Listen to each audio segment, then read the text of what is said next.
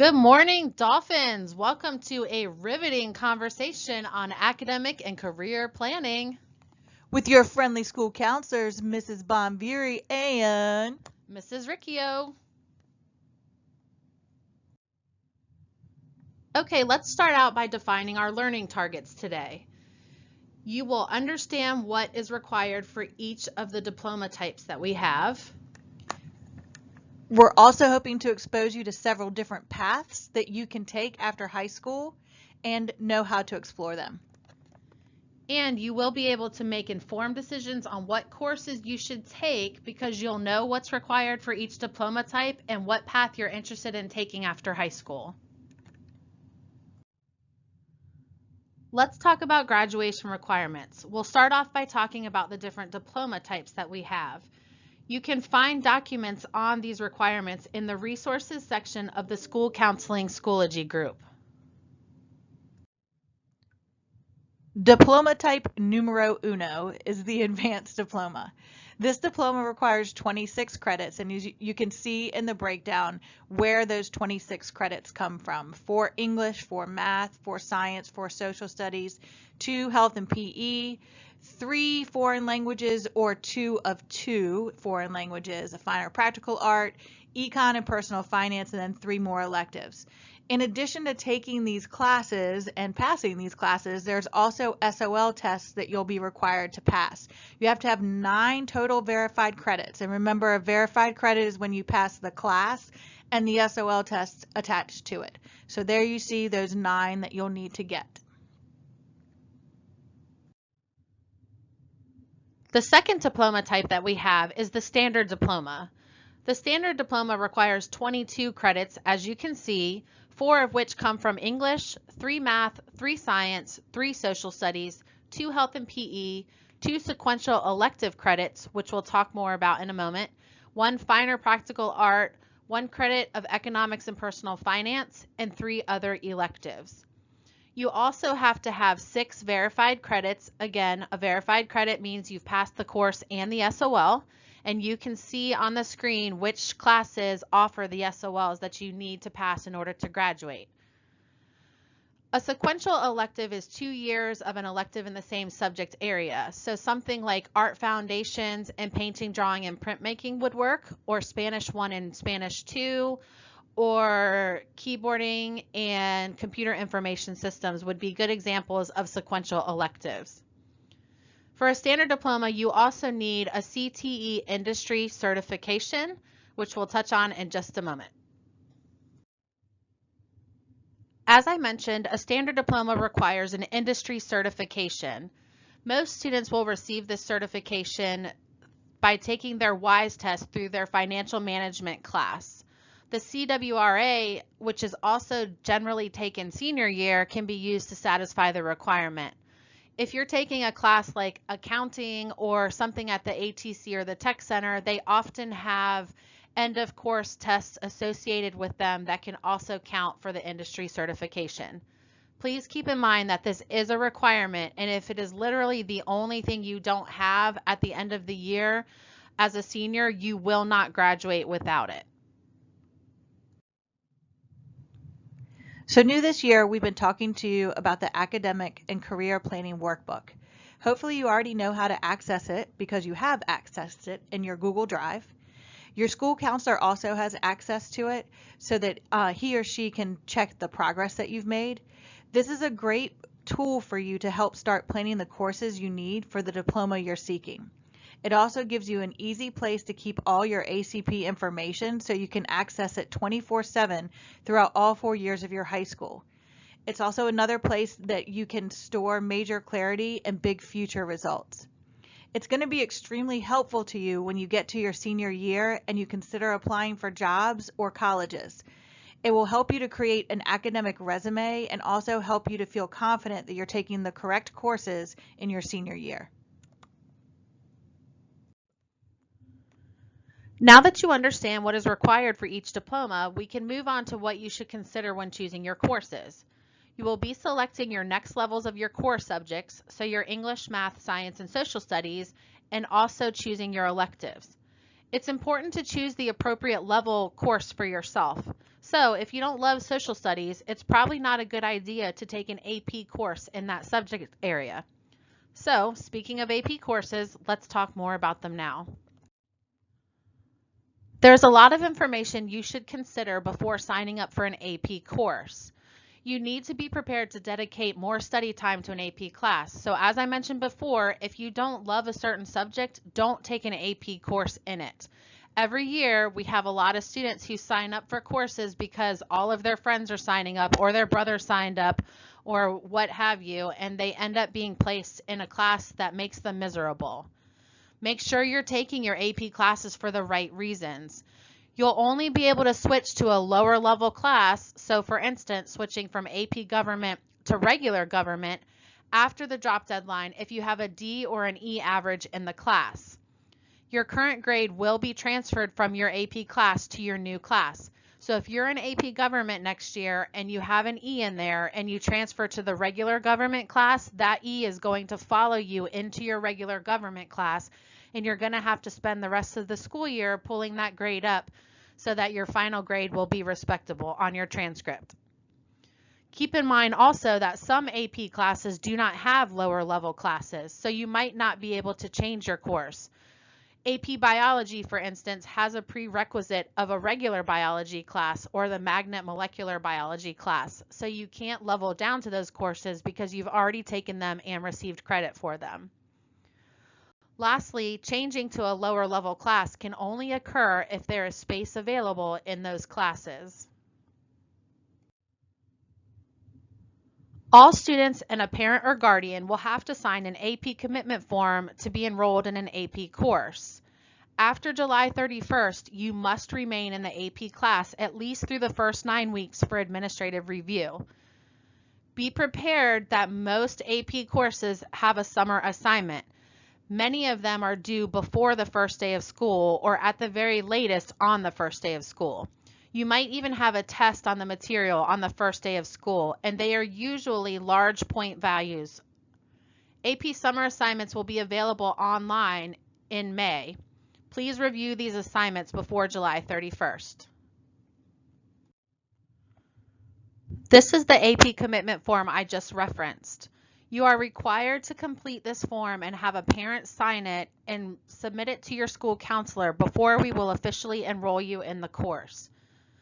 Remember, this form states that you are agreeing to remain in an AP course until the end of the first 9 weeks unless you notify your counselor that you would like to come out of the course before the July 31st deadline.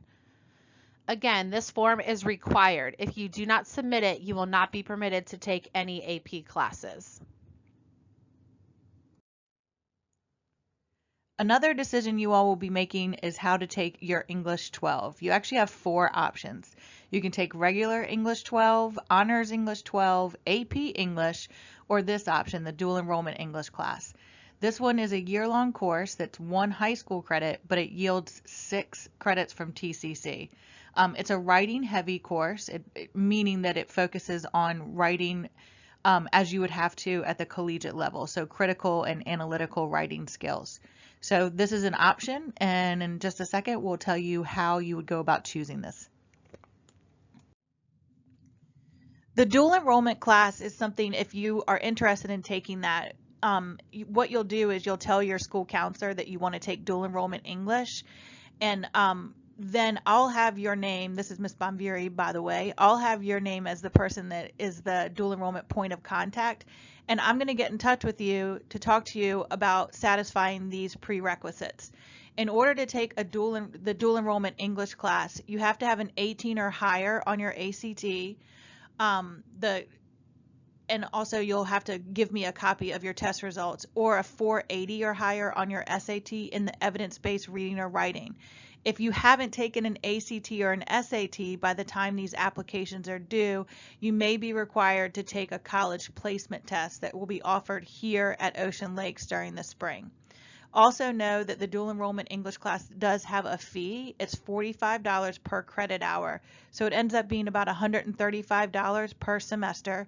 But again, that's a pretty good deal to come out of high school with 6 college credits.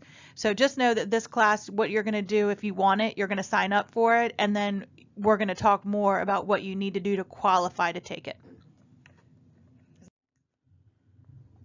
So what are your options after graduation? You have plenty, as you can see on the screen. The decisions you make in high school and the classes that you take in high school will set the stage for the choices you will have for life after high school. These are some of the options of what you can do. If you're unsure of what you would like to do, built into your ACP workbook that you accessed in advisory the past couple weeks are a couple different websites you can use to explore your options. These websites are Major Clarity and Big Future.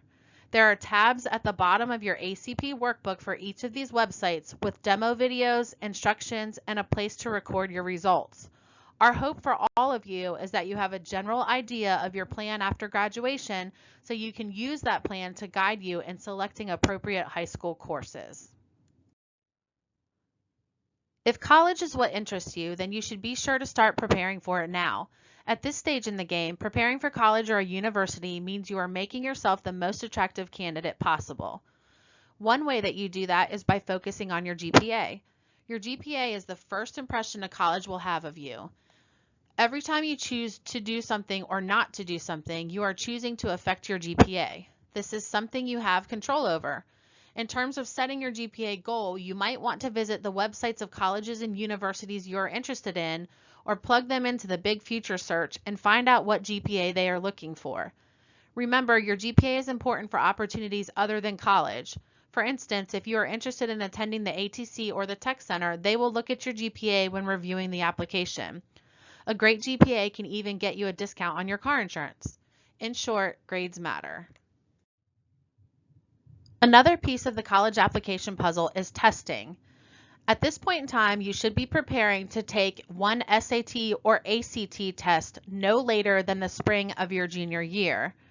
These tests are long and can be stressful, but you have to try not to let them freak you out. They're only one piece of the application puzzle. You'll feel more prepared for them if you do a little bit of preparation ahead. If you look on the internet, you can find a lot of free SAT and ACT practice materials. And when you get your PSAT scores back, you can use them in conjunction with Khan Academy for more free prep programs.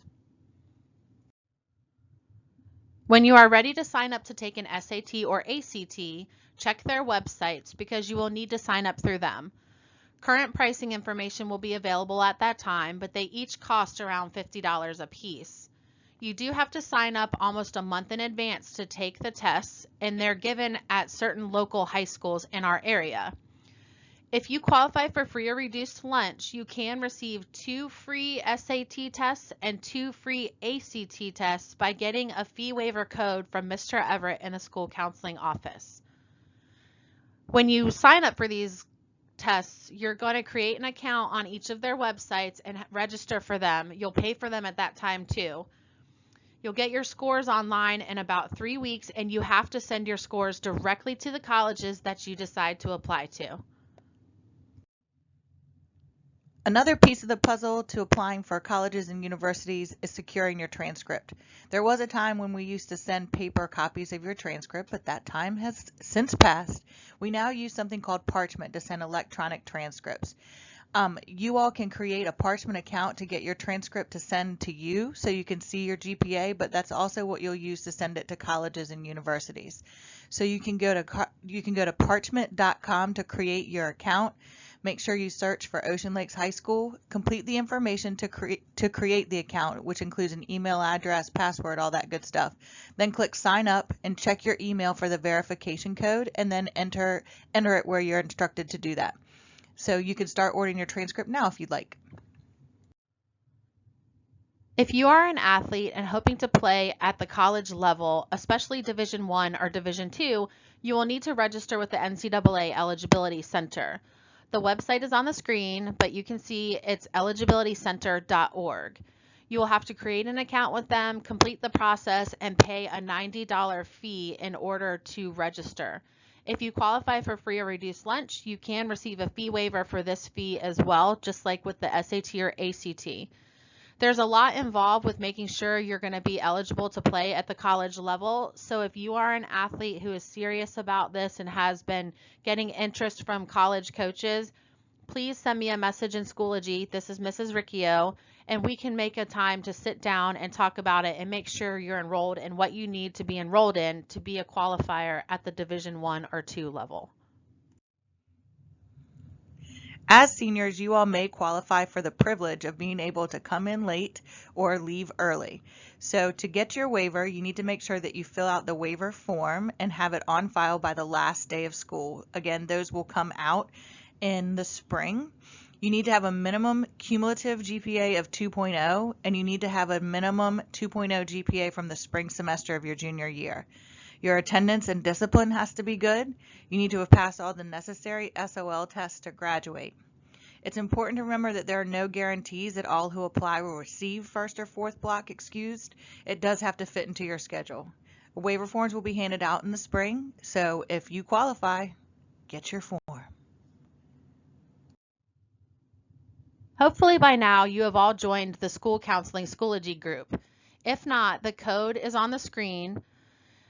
Schoology has been a really great resource to be able to contact your counselor. You can send us direct messages that way, but on our specific School Counseling Schoology group, you can gain access to college visit information, scholarship information, general school counseling news. And you've probably seen the daily posts that we do, like Words of Wisdom Wednesdays and Thoughtful Thursdays. Please check out our Schoology group. There is a lot of wonderful information, especially in the resources section, where you will be able to find this very presentation after it's over, along with graduation requirements and a lot of different resources for social and emotional well-being. If you need some mental health resources, they're there. There's just a lot of really great information there, so please check it out. We're almost done with the listening portion of this presentation. Now it's time to do. So what we need you guys to do is check your direct messages on Schoology to view your course registration sheet that your school's counselor sent to you. This course registration sheet will be, as I said, in your direct messages on Schoology. And what you're going to see is you're going to see some highlighted suggestions from your counselor. This is what we suggest you take next year based on the diploma we think you're pursuing. Once you open that message and look at it, this is your time between this presentation and when you sit down with your counselor to review your course registration sheet, ask your parents questions and ask your friends questions, ask your teachers questions. They'll have some good input for you also, because the next time we see you, you're going to actually be picking your classes. Please keep in mind that you do have to make sure that you're taking at least 6 credits. And you're going to have up until spring break to review your course selections and make some changes. Again, you're going to make some decisions very soon, but you will have some time to go back and change those decisions. So what's coming up next with this whole pre-registration process? On November 25th or 26th, you will meet during your Virginia and U.S. history class in the Schola with your school counselor. Please use the time between now and when you meet with us to talk to your parents, friends, teachers, and anyone else you think could help you make informed decisions about selecting appropriate courses. Do not show up to the meeting with your counselor unprepared. If you do, we will select your courses for you. Don't be the one that gets caught saying, I don't know, I haven't even looked at it. Or like I said, we will select your courses for you, and you might not like them. You will again, have the opportunity to ask questions about the presentation and your course selections, but we want you to have a really solid idea of what you want to sign up for. At this point, you should be reviewing your pre-registration sheet with the courses your counselor is recommending for you. Just as a reminder, you can find this sheet in your direct messages in Schoology. If you have questions, please message your school counselor. We are standing by right now to answer questions from you through Schoology. If you're not sure who your counselor is, there's an easy way to tell. Open your class schedule in Student View, and your counselor's name will be listed next to the course called Academic Support, which is listed as 5th block. You can see the example on the presentation you're watching. Again, if you have questions, feel free to message us through Schoology. We look forward to hearing from you soon, and we will see you guys in November to actually select your courses. Thank you so much. Have a great day.